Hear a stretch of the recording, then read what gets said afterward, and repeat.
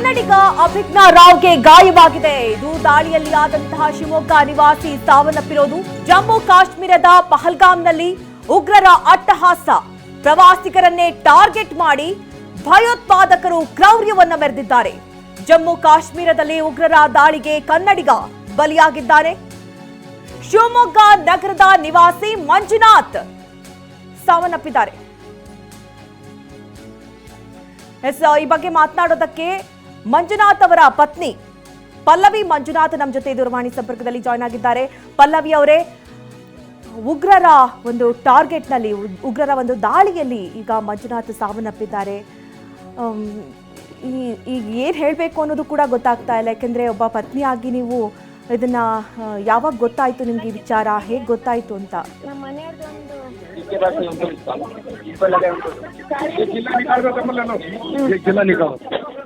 ಪಲ್ಲವಿ ಅವರೇ, ನನ್ನ ಧ್ವನಿ ಕೇಳಿಸ್ತಾ ಇದೆಯಾ? ಹಾ, ಕೇಳಿಸ್ತಾ ಇದೆ. ನಿಮ್ಗೆ ಯಾವಾಗ ಈ ವಿಚಾರ ಗೊತ್ತಾಯ್ತು? ಅಲ್ಲಿ ಕಣ್ಣು ಎದುರಿಗೆ ಮೇಡಮ್ ಆಗಿದ್ದು, ಗೊತ್ತಾಗಿದ್ದೆಲ್ಲ. ನೀವು ಜೊತೆಗೆ ಇದ್ರಾ? ಓಕೆ. ಹೌದು, ನಾನು, ನನ್ನ ಗಂಡ, ನಮ್ಮ ಮಗ 3 ಜನ ಹೋಗಿದ್ದು. ಓಕೆ. ಎಷ್ಟೊತ್ತಿಗೆ ಆಗಿದ್ದು ಈ ಘಟನೆ ಪಲ್ಲವಿ ಅವರೇ? 1:30, 1 3 ಅವರ್ಸ್ ಮುಂಚೆ ಇದ್ರಕ್ಕಿಂತ. ಓಕೆ. ನೀವು ಯಾವ ಸ್ಥಳದಲ್ಲಿ ಇದ್ರಿ? ಹೇಗಾಯ್ತು ಈ ಘಟನೆ? ನಾವು ಪೆಹಲ್ಗಾಮ್ ಅಂತ ಅಲ್ಲಿ ಹೋಗಿದ್ದು. ಓಕೆ. ಮೇಡಮ್, ಅಂದ್ರೆ ಗುಂಡು ಹೊಡೆದ ತಕ್ಷಣ ಏನಾದ್ರು ಹಾಸ್ಪಿಟಲ್ ಸೇರಿಸೋ ಪ್ರಯತ್ನ ಪಟ್ಟಿದ್ರ ಅಥವಾ ಅಲ್ಲೇ ಅವರು ಮೃತಪಟ್ರ? ಅಲ್ಲೇ ಮೃತಪಟ್ಟಿದ್ರು, ಕಣ್ಣೆದ್ರಿಗೆ ಸರ್. ನನಗೆ, ನಾನು ಹೆಂಡತಿಯಾಗಿ ಅಳುನು ಬರ್ತಿಲ್ಲ. ನಂಗೆ ಇದೆಲ್ಲ ಕನಸು ಅಂತ ಏನೋ ಅನಿಸ್ತಾ ಇದೆ, ನಂಗೆ ಗೊತ್ತಿಲ್ಲ. ದಯವಿಟ್ಟು ಮನ್ಸ್ ಗಟ್ಟಿ ಮಾಡ್ಕೊಳ್ಳಿ ಮೇಡಮ್, ಈ ಸಂದರ್ಭ ಎದುರಿಸೋದು ಬಹಳ ಕಷ್ಟ. ಹೌದು. ನೀವೀಗ ಎಷ್ಟು ಜನ ಇದ್ದೀರಾ? ಯಾರ್ಯಾರು ಹೋಗಿದ್ದು ನೀವು ಜಮ್ಮು ಕಾಶ್ಮೀರಕ್ಕೆ ಮೇಡಮ್? ನನ್ನ ಗಂಡ ಮತ್ತೆ ನನ್ನ ಮಗ 3 ಜನ ಹೋಗಿದ್ದು. ಶಿವಮೊಗ್ಗದಿಂದ. ಈಗ ನಮ್ ಕಾರ್ ಡ್ರೈವರ್ ನಮ್ ಜೊತೆ ಇದಾರೆ, ತುಂಬಾ ಒಳ್ಳೆಯವರು, ಜೊತೆಲಿದ್ದಾರೆ. ಕೆಳಗಡೆನೂ ಇಬ್ರು ಇವರು, ಅವ್ರ ಹೆಸರು ಮರ್ತಾ ಇದ್ರು. 3 ಜನ ನಮಗೆ ತುಂಬಾ ಸೇಫ್ ಆಗಿ ಕರ್ಕೊಂಡ್ ಬಂದ್ರು. ಬಿಸ್ಮಿಲ್ಲಾ ಅಂತ ಹೇಳ್ತಾ ಮಾತಾಡಿದ ಪ್ರಕಾರ ಅಲ್ಲಿ ಹಿಂದೂಗಳಿಗೆ ಇದು ಮಾಡಿ ಟಾರ್ಗೆಟ್ ಮಾಡ್ಯಾರೆ, ಬಿಸ್ಮಿಲ್ಲಾ ಅಂತ ಹೇಳಿದ್ರೆ ಮಾಡಿಲ್ಲ ಅಂತ ಏನೋ ಹೇಳಿದ್ರು. ಬಟ್ ನಮಗೆ ತುಂಬಾ ಸೇಫ್ ಆಗಿ ಅವರು ಈ 3 ಜನ ಅವ್ರು ನಮ್ಮ ಅಣ್ಣಂದ್ರ ಅಂತ ಹೇಳ್ತೀನಿ ಇದ್ ಮಾಡಿದ್ರು. ಬಟ್ ನಂಗೆ ಈಗ ನನ್ ಫೋನ್ ಚಾರ್ಜ್ ಕಡಿಮೆ ಆಗ್ತಿದೆ, ಇದು ಒಂದೇ ಫೋನ್ ವರ್ಕ್ ಆಗೋದು. ಆಮೇಲೆ ನಂಗೆ ಹೆಲ್ಪ್ ಮಾಡಿ ಪ್ಲೀಸ್. ನನಗೆ ನಾನು ಬರ್ಬೇಕು, ನಾನು ನನ್ನ ಬಾಡಿ, ನನ್ನ ಗಂಡನ ಬಾಡಿ ಬೇಗ ಸಿಗ್ಬೇಕು. ನಾನು ನಮ್ಮ ಊರಿಗೆ ನಾನು ಬರ್ಬೇಕು. ಒಂದು ಫ್ಲೈಟ್ ಅರೇಂಜ್ ಮಾಡಿ ಸರ್, ಒಂದೇ ಒಂದು ಫ್ಲೈಟ್. ಹೇಳಿ ಮೇಡಮ್, ಹೇಳಿ ಮೇಡಮ್. ಈಗ ನಮ್ಮ ಸ್ಟೇಟ್ ಅರೇಂಜ್ ಮಾಡಿ. ಹೌದೌದು, ಈಗ ರಾಜ್ಯ ಸರ್ಕಾರಕ್ಕೂ ಕೂಡ ನಮ್ಮವ್ರು ಸಿಕ್ಕಾಕೊಂಡಿದ್ದಾರೆ ಅನ್ನೋ ವಿಚಾರ ಗೊತ್ತಿರಲಿಲ್ಲ, ಈಗ ತಿಳಿದಿರುವಂತದ್ದು. ನಮ್ ಕಡೆಯಿಂದ ಏನ್ ಸಹಾಯ ಆಗುತ್ತೋ ಖಂಡಿತ ಆ ಪ್ರಯತ್ನಗಳಾಗುತ್ತವೆ ಮೇಡಮ್. ಬಾಡಿ ಏರ್ ಲಿಫ್ಟ್ ಮಾಡ್ಬೇಕು, ಯಾಕಂದ್ರೆ ಅದು ಕೆಳಗೆ ಹಂಗೆಲ್ಲ ಬರಕ್ ಸಾಧ್ಯ ಇಲ್ಲ. ಅದಕ್ಕೆ ಆದಷ್ಟು ಬೇಗ ಹೇಗಾರು ಮಾಡಿ ನನಗೆ, ಮಗನಿಗೆ ಮತ್ತೆ ನನ್ನ ಗಂಡನ ಬಾಡಿ 3 ಜನ ನಾವು ಬರ್ಬೇಕು ವಾಪಸ್ಸು. ಬೇಗ ವ್ಯವಸ್ಥೆ ಮಾಡಿ, ಒಂದೇ ಒಂದು ಫ್ಲೈಟ್. ಖಂಡಿತ ಮೇಡಮ್, ಆ ವಿಚಾರ ನಮ್ಮ ಸರ್ಕಾರಕ್ಕೂ ಕೂಡ ಈಗ ತಿಳಿಬೇಕಿದೆ. ಆ ಪ್ರಯತ್ನದಲ್ಲಿ ನಾವು ಇದೀವಿ. ಒಟ್ಟು ಎಷ್ಟು ಮಂದಿ ಅಟ್ಯಾಕ್ ಮಾಡಿರೋದು ಮೇಡಮ್? ಆ ಟೈಮ್, ಆ ಸಂದರ್ಭ ನಮ್ಗೆ ವಿವರಿಸಬಹುದಾ? ನಾನ್ ನೋಡ್ದಂಗೆ ಒಂದ್ 3-4 ಜನ ಇರ್ಬೋದು. ನಾನು ಒಬ್ರ ಹತ್ರ ಅಲ್ಲೇ ಶೂಟ್ ಮಾಡಿದ್ರಲ್ಲ, ಇಲ್ಲಿ ಬಿದ್ರಲ್ಲ, ನಾನು ಅವನಿಗೆ ಹೇಳ್ದೆ, ಮೇರೆ ಪತಿ ಕೋ ಮಾರಾಯನ ಮುಜೆ ಭಿ ಮಾರೋ ಅಂತ. ನನ್ನ ಮಗನು ಬೈದ, ಕುತ್ತೆ ಮುಜೆ ಭಿ ಮಾರ್ದು ಅಂತ. ನೈ ಮಾರೇಂಗೆ ಮೋದಿ ಕೋ ಬೋಲ್ದು ಅಂತ ಹೇಳಿ ಹೋದ. ನಮ್ ಪಕ್ಕದಲ್ಲೇ ನಿಂತಿದ್ದ ಗನ್ ಹಿಡ್ಕೊಂಡು. ಯಾರ ಉಗ್ರ ನಿಮ್ಮ ಹತ್ರ ಮಾತು ಕೂಡ ಆಡ್ದ ಆ ಟೈಮಲ್ಲಿ? ಹೌದು. ನನ್ಗಿಬ್ರು ಸಾಯಿಸು ಅಂದ್ಬಿಟ್ಟೆ. ನನ್ ಗಂಡನೇ ಇಲ್ಲ ಅಂದ್ರೆ ಎಂತ ಸರ್ ಇರೋದು? ನನ್ ಗಂಡನ್ ಡ್ರೀಮ್ ಇತ್ತು ಕಾಶ್ಮೀರಿಗೆ ಹೋಗೋದು. ಎಂತ ಕಾರು ಬಂದ್ವೇನೋ ಈ ಕರ್ಮಕ್ಕೆ. ಒಟ್ಟು ಸುಮಾರು ಒಂದು 15 ಮಂದಿ ಮೇಲೆ ಗಾಯ ಆಗಿದೆ, ಗುಂಡು ಬಿದ್ದಿದೆ ಅನ್ನೋದು ಗೊತ್ತಾಯ್ತು ಪಲ್ಲವಿ ಅವರೇ. ಪಲ್ಲವಿ ಅವರೇ,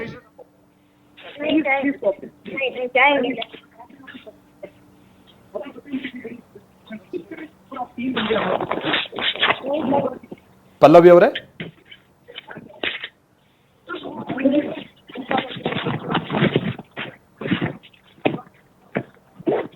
ಪಲ್ಲವಿ ಅವರೇ,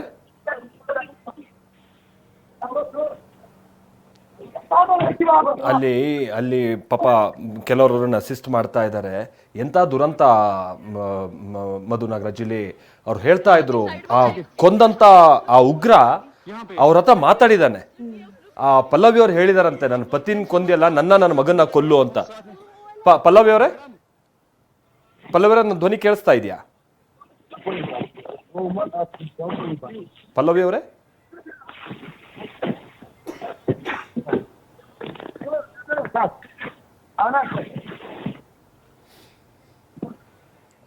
ಪಲ್ಲವಿ ಅವರೇ ಧ್ವನಿ ಕೇಳಿಸ್ತಾ ಇದೆಯಾ?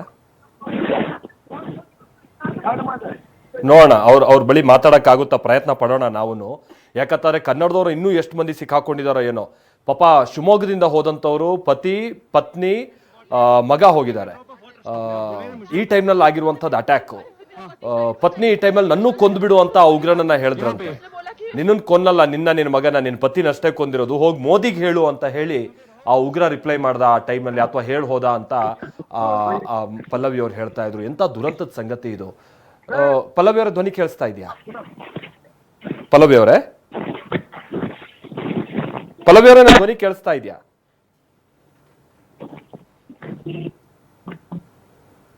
ಅವ್ರು ಲೈನಲ್ಲಿ ಇದ್ದಾರೆ, ಬಟ್ ಪಾಪ ಬಹಳ ಗೊಂದಲದಲ್ಲಿದ್ದಾರೆ, ಆತಂಕದಲ್ಲಿದ್ದಾರೆ. ಸಿಟ್ಟು, ಆತಂಕ, ಪತಿನ ಕಳ್ಕೊಂಡಂತ ನೋವು ಪಾಪ ಪಲ್ಲವಿ ಅವರಿಗೀಗ ಕಾಡ್ತಾ ಇದೆ. ಅವ್ರಿಗಲ್ಲಿ ಯಾರೋ ಒಂದಿಬ್ರು ಸಹಾಯ ಮಾಡ್ತಾ ಇದ್ದಾರೆ ಅನ್ನುವಂಥದ್ದನ್ನ ಕೇಳ್ಪಟ್ವಿ. ಅವ್ರು ಹೇಳ್ತಾ ಇದ್ರು, ಇಲ್ಲೊಂದಿಬ್ರು ನನಗೆ ಅಣ್ಣನ ಥರ ನಿಂತು ಸಹಾಯ ಮಾಡ್ತಾ ಇದ್ದಾರೆ, ಆ ಜಾಗದಿಂದ ನಮ್ಮನ್ನು ಕರ್ಕೊಂಡು ಹೋದ್ರು ಅಂತ ಹೇಳಿ. ಭಾಳ ಒಂದು ರೀತಿ ದಿಗ್ಭ್ರಾಂತರಾಗಿರುವಂಥದ್ದು ಸಂದರ್ಭ ಇದು. ದೂರದ ಜಮ್ಮು ಕಾಶ್ಮೀರದಲ್ಲಿ ಈ ಥರ ಅಂತ ಒಂದು ಅಟ್ಯಾಕ್ ಆದಂಥ ಸಂದರ್ಭದಲ್ಲಿ ಪತ್ನಿ ಮಗ ಇಬ್ಬರೇ ಇರುವಂಥದ್ದು. ಈಗ ಪತಿ ಮೃತಪಟ್ಬಿಟ್ಟಿದ್ದಾರೆ. ನೋಡಿ, ನಾವು ನೋಡ್ತಾ ಇದೀವಲ್ಲ, ಬೀದಿ ಹೆಣದ ರೀತಿಯಾಗಿ ಅಲ್ಲಿ ಶವಗಳು ಬಿದ್ದಿರುವಂಥದ್ದನ್ನು ನಾವು ಗಮನಿಸ್ತಾ ಇದ್ದೀವಿ. ಇದು ಉಗ್ರರು ಮಾಡಿರುವಂಥದ್ದು ಅಟ್ಯಾಕ್ ಇದು.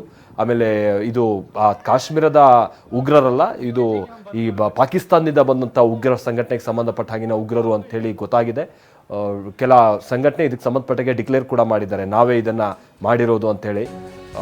ಬಹಳ ದುರಂತದ ಸಂಗತಿ. ಅದರಲ್ಲೂ ನಮ್ಮ ಕನ್ನಡದವ್ರು ಇದ್ರಲ್ಲ, ನಮ್ಮಿಬ್ರು ಉಗ್ರರು ಸಾಯಿಸ್ಲಿ, ನಮ್ಮನ್ನು ಸಾಯಿಸ್ಬಿಡಿ, ಮುಜೆ ಬಿ ಮಾರೋ ಅಂತ ಹೇಳಿದ್ರಂತೆ ಯಾರು? ಪಲ್ಲವಿ ಅವರು, ಮಂಜುನಾಥ್ ಅವರ ಪತ್ನಿ.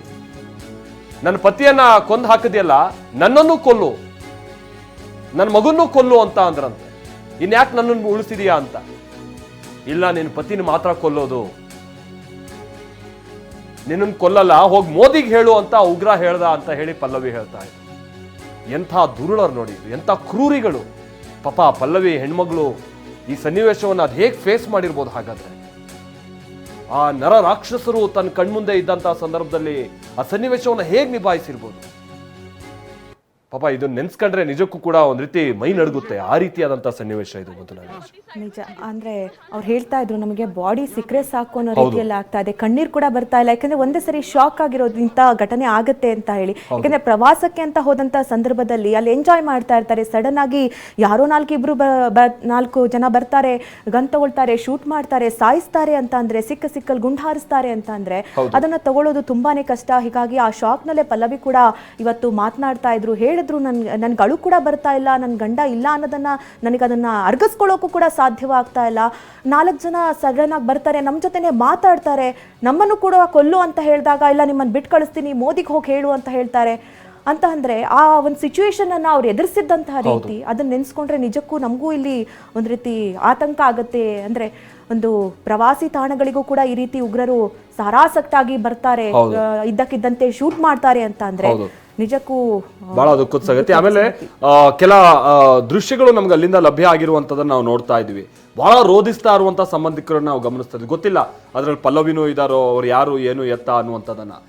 ಬಟ್ ಈ ವಿಚಾರ ಯಾವಾಗ ಸುದ್ದಿ TV9ಗೆ ಲಭ್ಯ ಆಯ್ತೋ, ನಮ್ಗಿದ್ದಂತಹ ಆತಂಕನೂ ಕೂಡ ಅದೇ. ಪಾಪ ಯಾರೋ ನಮ್ಮ ರಾಜ್ಯದವರು ಸಿಕ್ಕಾಕೊಂಡ್ಬಿಟ್ಟಿದಾರೋ, ಯಾರೇ ಮೃತಪಟ್ಟರು ಏನೇ ಅಂದ್ರೂ ಬಹಳ ದುಃಖ ಆಗುತ್ತೆ. ರಾಜ್ಯದವ್ರು ಏನಾದ್ರೂ ಇದಾರಾ ಅನ್ನುವಂಥದ್ದು ಮತ್ತಷ್ಟು ಆತಂಕಕ್ಕೆ ಕಾರಣ ಆಗಿತ್ತು. ದುರಾದೃಷ್ಟ ಅಂತ ಅಂದ್ರೆ ಶಿವಮೊಗ್ಗದ ಮಂದಿ ಕೂಡ ಸಿಕ್ಕಾಕೊಂಡು ಈ ರೀತಿಯಾಗಿ ಮೃತಪಟ್ಟಿದ್ದಾರೆ ಅಂತ ಅಂದ್ರೆ ಬಹಳ ದುರಂತದ ಸಂಗತಿ ಇದು. ಎಂತ ಕ್ರೂರಿಗಳು ಅಂತ ಅಂದ್ರೆ, ಬೇಕು ಅಂತಾನೆ ಇಲ್ಲಿ ಪತಿಯನ್ನ ಕೊಂದು ಪತ್ನಿ ಹಾಗೆ ಮಗನನ್ನ ಹಾಗೆ ಬಿಟ್ಟು ಹೋಗಿದ್ದಾರೆ ಅಂತ ಅವ್ರು ಹೇಳ್ತಾ ಇದ್ರು. ಅಂದ್ರೆ ಆ ನೋವು ಅವ್ರಿಗೆ ಗೊತ್ತಾಗ್ಬೇಕು ಆ ಕುಟುಂಬಕ್ಕೆ ಅನ್ನುವಂಥದ್ದನ್ನ. ಕಣ್ಣೆದ್ರೆ ಪತ್ನಿಯನ್ನ ಕೊಂದು, ಈ ಪತಿಯನ್ನ ಕೊಂದು ಪತ್ನಿಗೆ ಮೋದಿಗೆ ಹೋಗಿ ಹೇಳು, ನಿಮ್ಮಿಬ್ರು ನಂಗೆ ಬಿಟ್ಟು ಹೋಗ್ತೀನಿ ಅಂತ ಹೇಳಿ ಹೋಗಿದ್ದಾನಂತೆ. ನನ್ನ ಪತಿಯನ್ನ ಉಳಿಸ್ಕೊಡಿ ಅಂತ ಮಹಿಳೆ ಪಾಪ ಕಣ್ಣೀರಿಟ್ಟಿದ್ದಾರೆ. ಬಟ್ ಆ ಟೈಮ್ನಲ್ಲಿ ಸಾಧ್ಯ ಆಗ್ಲಿಲ್ಲ. ದಾಳಿಯ ಭೀಕರತೆ ಹೇಗಿತ್ತು ಅನ್ನೋದನ್ನ ಆ ಮಹಿಳೆ ಹೇಳಿದ್ದಾರೆ. यहाँ पर थी, क्या बोलते, भेलपुरी खाड़ी से मेरा पति साइड में था, एक इंसान है, उसने उसको गोली मार दी यहाँ पे। उसने बोला कि ये शायद मुस्लिम नहीं है, उसने उसको गोली मार दी। नहीं, आप टेंशन मत लो, अब बेटा आप यहाँ पे रहो, हम साथ में। मैडम, ये जो भीड़ सब है प्रेशर, आप टेंशन मत लो। मेरे पति का बच्चा लो, हम बचा देगा, कोई बात नहीं भैया। जब से मन युवा डिजाइन किया है, ठीक है हम बचा देंगे ना, आप टेंशन मत लो, मैं आ रहा हूँ। ಪಲ್ಲವಿ ಅವರು ನಮ್ಮ ಜೊತೆಗೆ ಸಂಪರ್ಕದಲ್ಲಿದ್ದಾರೆ, ನಮ್ಮವರು, ನಮ್ಮ ಶಿವಮೊಗ್ಗದವರು. ಪಲ್ಲವಿ ಅವರೇ, ಈಗ ಆ ಘಟನೆ ಆದಂತ ಸ್ಥಳದಿಂದ ನೀವು ಎಲ್ಲಿದ್ದೀರಾ, ಜೊತೆಗೆ ಎಷ್ಟು ಮಂದಿ ಆ ಸಂದರ್ಭದಲ್ಲಿ ಇದ್ರಿ, ಯಾರ್ಯಾರ ಮೇಲೆ ಹೇಗೆ ಅಟ್ಯಾಕ್ ಮಾಡಿದ್ರು ಕೇಳಿ ಅಂತ ಹೇಳಿ? ಸರ್ ಆಲ್ಮೋಸ್ಟ್ ಅಲ್ಲೊಂದು 500 ಜನ ಅಂತೂ ಇದ್ವಿ. ಹಾ ತುಂಬಾ ಟೂರಿಸ್ಟ್ ಇದೆ, ಟೂರಿಸಂ ಪ್ಲೇಸ್ ಅಲ್ಲ, ಟೂರಿಸ್ಟ್ ಇದು ಹಾ ತುಂಬಾ ಜನ ಇದ್ವಿ.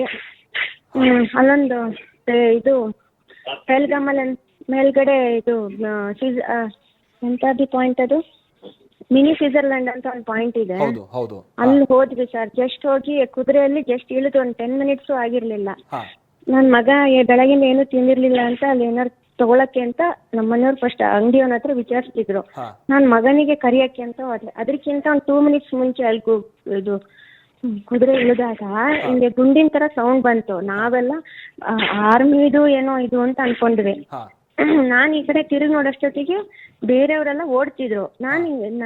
ನನ್ ಮಗನ್ ಕರ್ಕೊಂಡು ಈಚೆ ಬಂದು ನನ್ನ ಮನೆಯವ್ರನ್ನ ನೋಡ್ತೀನಿ, ರಕ್ತದ ಮಧ್ಯದಲ್ಲಿ ಬಿದ್ಬಿಟ್ಟಿದ್ರು ಸರ್.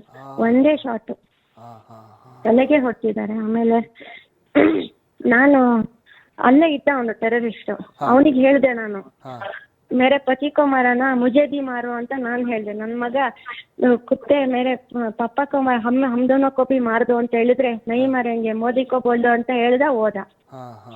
ನಮ್ಮ ಎದುರಿಗೆ ಓಡಾಡ್ತಿದ್ರು. ಅಲ್ಲಿ ಯಾರು ಇರ್ಲಿಲ್ಲ ಸೇನೆಗೆ ಸಂಬಂಧಪಟ್ಟಂತವ್ರು ಆ ಟೈಮ್ನಲ್ಲಿ? ಯಾರು ಇರ್ಲಿಲ್ಲ, ಸೇನೆಗೆ ಸಂಬಂಧಪಟ್ಟವ್ರು ಯಾರು ಇರ್ಲಿಲ್ಲ. ಅವರು ಏನೋ ಬಂದವರು ಟೆರರಿಸ್ಟ್ ಗಳು ಈ ಆರ್ಮಿ ಡ್ರೆಸ್ ಹಾಕೊಂಡ್ ಬಂದಿದ್ರು ಅಂತ ನಮ್ಗೆ ಇಲ್ಲಿ ಹೇಳ್ತಾ ಇದ್ರು ಪಲ್ಲವಿ ಅವರು, ಹೌದಾ? ಇಲ್ಲ ಆರ್ಮಿ ಡ್ರೆಸ್ ಏನಿಲ್ಲ, ಮಾಮೂಲಿ ಡ್ರೆಸ್ ಅಲ್ಲಿ ಇದ್ರು.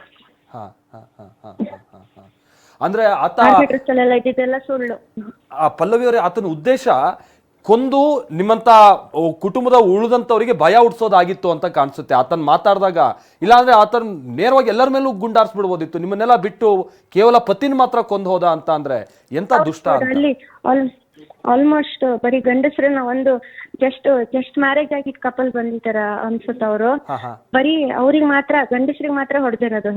ಅಂದ್ರೆ ಹೆಂಗಸ್ರ ಮಕ್ಳಿಗೆ ಜಾಸ್ತಿ ಏನಾಗಿಲ್ಲ, ಅಕಸ್ಮಾತ್ ಆಗಿದೆ ಅಷ್ಟೇ ಸರ್. ಈಗ ಬರೀ ನ್ಯೂಸ್ ರಿಪೋರ್ಟ್ ಇದೆಲ್ಲಕ್ಕಿಂತ ಈಗ ನನಗೆ ನನ್ನ ಮಗನಿಗೆ ನಮ್ಮ ಮನೆಯವ್ರ ಬಾಡಿ ಬೇಗ ಸಿಕ್ಬಿಟ್ಟು ನಾವಿಬ್ರು ಫಸ್ಟ್ ಒಂದು ಫ್ಲೈಟ್ ಅರೇಂಜ್ಮೆಂಟ್ ನನಗೆ ದಯವಿಟ್ಟು ನಮ್ಮ ಊರಿಗೆ ಕರ್ಸ್ಕೊಳ್ಳಿ ಸರ್. ಖಂಡಿತ ಪಲ್ಲವಿ ಅವರೇ, ಈಗ ಎಕ್ಸಾಕ್ಟ್ ಲೊಕೇಶನ್ ನೀವು ಎಲ್ಲಿದ್ದೀರಾ, ಆ ಘಟನೆಯಿಂದ ನೀವಿರೋ ಲೊಕೇಶನ್ ಮತ್ತೆ ಎಲ್ಲಿ ಇರ್ತೀರಾ, ನಿಮ್ ಮಾಹಿತಿ ನಾವು ಕೊಡ್ಬೇಕು ಅಂದ್ರೆ ಈ ನಂಬರ್ಗೆ ಕಾಲ್ ಮಾಡಿ. ಆಮೇಲೆ ಈಗ ಆಕ್ಚುಲಿ ನನ್ ಜೊತೆ ಬಂದಿರೋ ಡ್ರೈವರ್ ತುಂಬಾ ಒಳ್ಳೆಯವ್ರು, ನಮ್ ಜೊತೆನೆ ಇದಾರೆ. ಆಮೇಲೆ ಅಲ್ಲಿ ಎಲ್ಲರೂ ತುಂಬಾ ಚೆನ್ನಾಗಿ ಮಾತಾಡ್ತಿದ್ರು. ಮತ್ತೆ ಯಾರೋ 3 ಜನ ಮುಸ್ಲಿಮ್ಸ್ ಬಿಸ್ಮಿಲ್ಲಾ ಅಂತ ಹೇಳ್ತಾ ನಮ್ಮನ್ನ ಸೇಫ್ ಆಗಿ ಕೆಳಗ್ ಕರ್ಕೊಂಡ್ ಬಂದ್ರು ಅವ್ರೆ. ಅಲ್ಲೇ ಎಲ್ಲ ಅವ್ರ ಗನ್ ಹಿಡ್ಕೊಂಡೆ ಇದ್ ಮಾಡ್ತಿದ್ರು. ಓಕೆ ಮೇಡಮ್, ಇನ್ನೊಂದು ನಿಮ್ ಜೊತೆಗೆ ಯಾರು ಇದಾರಲ್ವಾ, ದಯವಿಟ್ಟು ಅವ್ರದ್ದು ನಂಬರ್ ಅಥವಾ ಏನಾದ್ರು ಮಾಹಿತಿ ಇದ್ರೆ ನಮ್ಗೆ ಮೆಸೇಜ್ ಮಾಡಿರಿ. ಅಕಸ್ಮಾತ್ ನಿಮ್ದು ಏನಾದ್ರು ಫೋನ್ ಕನೆಕ್ಟ್ ಆಗಿಲ್ಲ ಅಂದ್ರೆ. ಇಲ್ಲ ಸರ್, ಯಾರಿಲ್ಲ, ನಾವು 3 ಜನ ಹೋಗಿತ್ತು. 3 ಜನ ಈಗ ಸದ್ಯಕ್ಕೆ. ಪಲ್ಲವಿ ಅವರೇ, ಮಗ ಹುಷಾರಿದಾರಲ್ಲ? ನಾನು ನನ್ನ ಮಗ ಇಬ್ರು ಫುಲ್ ಆರಾಮಿದ್ದೀವಿ. ಮಗನ್ ಏಜು ಪಲ್ಲವಿ ಅವರೇ? ಏನೂ ಆಗಿಲ್ಲ, ವಯಸ್ಸು 18 ಇಯರ್ಸ್. 18 ಇಯರ್ಸ್. ಓಕೆ. ಈಗ ಅಲ್ಲಿ ನಾವು ಕೆಲವೊಂದು ವಿಜುವಲ್ಸ್ ಅಲ್ಲಿ ಕೆಲವೊಂದು ನಡ್ಕೊಂಡು ಹೋಗ್ತಾ ಇದಾರೆ ನಮ್ಮ ಕನ್ನಡದವರೇ, ಈ ಬಹಳ ರಕ್ತಸಿಕ್ತವಾಗಿದೆ ಬಟ್ಟೆ ಎಲ್ಲ, ನೀವು ಕೂಡ ಅದ್ರಲ್ಲೇ ಇದ್ರಿ ಅಂತ ಕಾಣಿಸುತ್ತೆ. ಹಾಗಾದ್ರೆ ಹೌದು. ನೀವು ರೆಡ್ ಕಲರ್ ಬಟ್ಟೆ ಹಾಕೊಂಡಿರೋರ ಪಲ್ಲವಿ ಅವರೇ? ಅಲ್ಲ, ನಾನು ಜೀನ್ಸ್ ಇದು ಹಾಕೊಂಡಿದ್ದೆ, ಟಾಪ್. ಓಕೆ. ಈಗ ಉಳಿದಂತವ್ರು ಪಲ್ಲವಿ ಅವರೇ, ನಿಮ್ ಮುಂದೆನೆ ಕಣ್ಮುಂದೆನೆ ಬಹಳ ಮಂದಿ ನೆಲಕ್ ಬಿದ್ರಲ್ಲ ಗುಂಡೆಡ್ ತಿಂದು, ಅವ್ರದ್ದು ಎಲ್ಲ ಬಹಳ ಸೀರಿಯಸ್ ಇತ್ತ ಸನ್ನಿವೇಶ, ಕಂಡೀಷನ್?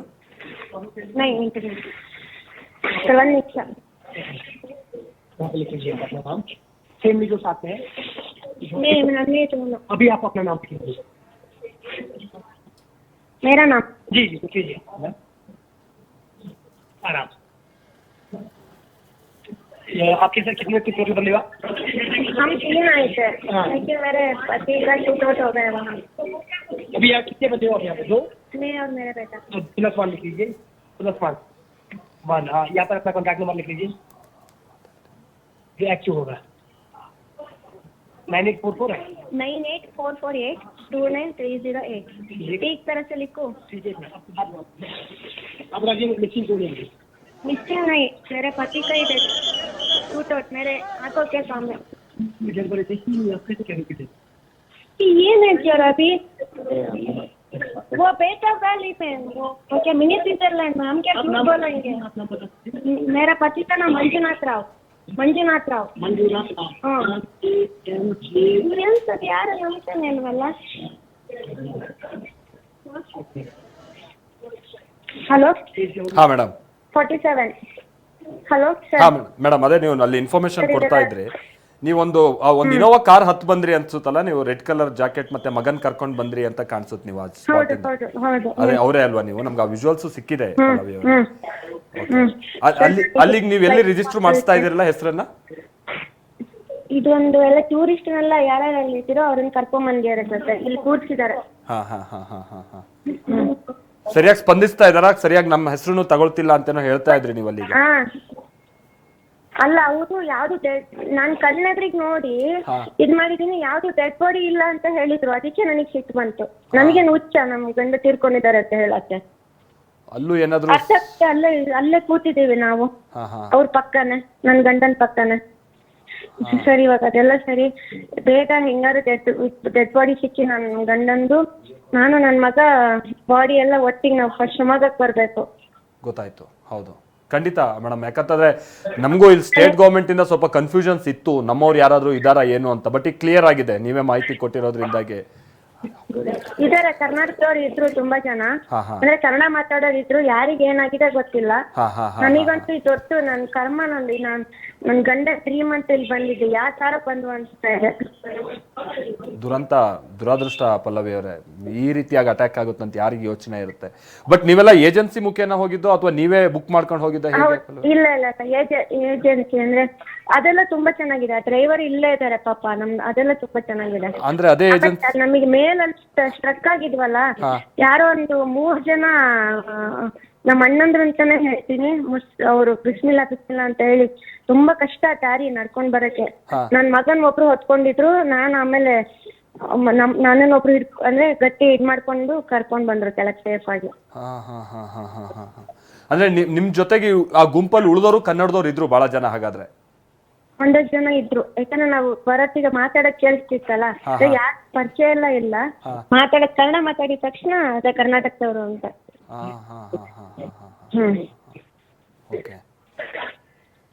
ಸರಿ ಸರ್ ನಾನು ಫೋನ್ ಚಾರ್ಜ್ ಇದಾಗ್ತೀನಿ ನಾನು ಚಾರ್ಜಿಂಗ್ ಹಾಕ್ಬೇಕು ಪ್ಲೀಸ್ ಪಲ್ಲವಿ ಅವರೇ ಥ್ಯಾಂಕ್ ಯು ಪಲ್ಲವಿ ಅವರೇ.